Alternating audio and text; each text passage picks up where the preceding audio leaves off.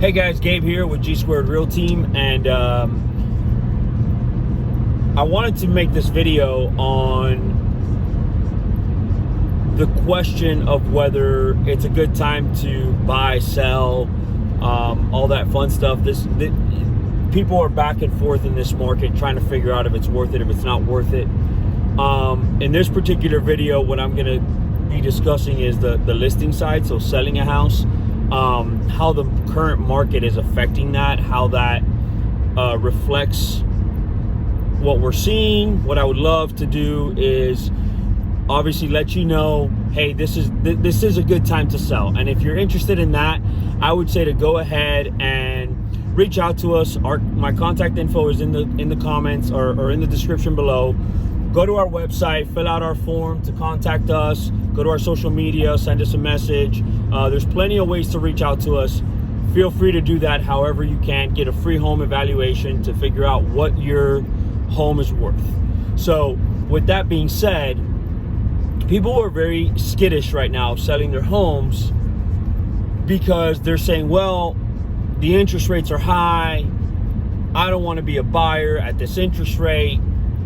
And I don't want to sell my house for less money, right? It's supposed to be an appreciating asset. I don't want it to be a depreciating asset where I don't make money off of it. You know, I'll be honest with you. There are situations where I've told clients or potential clients, don't sell your house. Stay here. Just stay here because you bought this in the pandemic. You paid way more than you should have. Understandably so, and I'm not blaming them for it. I understand it was a very competitive market and some people had to. And right now you're going to be upside down. So there's no point in selling unless you absolutely have to sell. Do not sell. So I've had those situations, and if you call me and ask me and give me your situation, myself or someone on my team is going to be very transparent with you and tell you, hey, yeah, sell or don't sell. This is the time. This is not the time. Do it, don't do it, right? We're not gonna sit here and just sell you on selling your house just because, right? That's not our goal. That's not our job. However, the market still has a very low supply.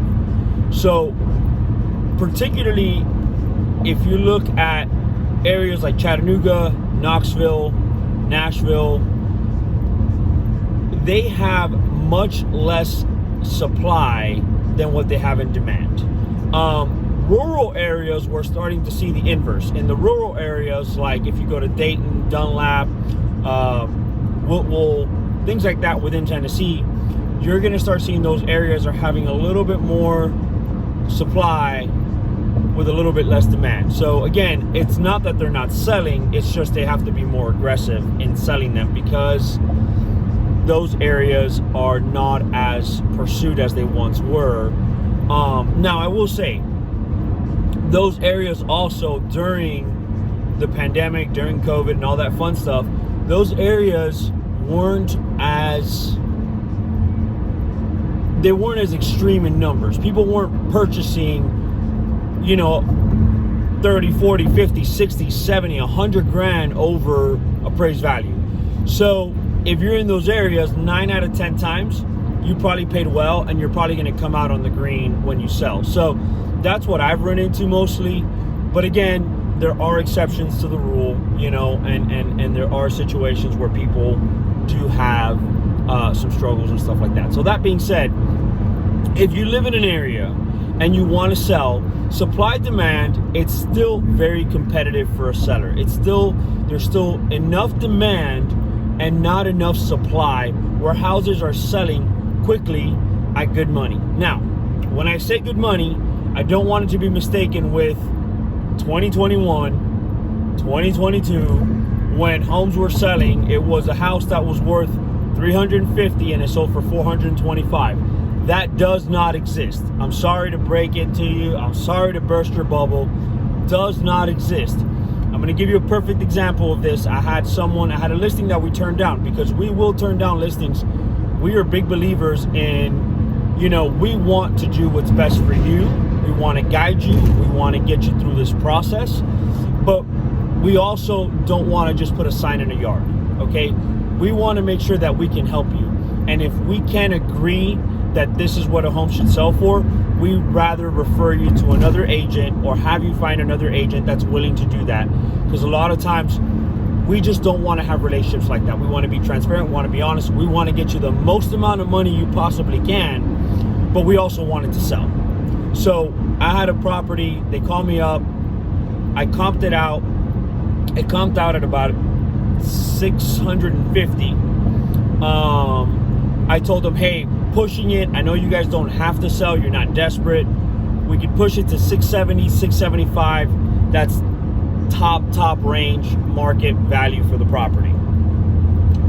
They turned around, they told me, no, okay, well, maybe we'll think about it, whatever. They ended up listing with an agent at 695. Okay, that's, I mean, you're talking 45,000 over what I comped the property at. About a week or two into it, the property ends up at 685. They dropped 10 grand. Fast forward, they've been on the market 40 some odd days, almost a month and a half at this point, at 685, and they're still active. There's still no bites. It's a highly desirable neighborhood. Houses in that neighborhood usually do not sit beyond a week. So if you told me it was a neighborhood where the average home sits for a month, sure, I have one like that right now where the property's listed. Average days on market in that area are about 30 days. So yeah, I don't expect it to sell in a week. That's the average days on market is 30 days. This house average days on market are about 5 to 8 days, something like that. Okay. They've been on the market 45 days essentially, right?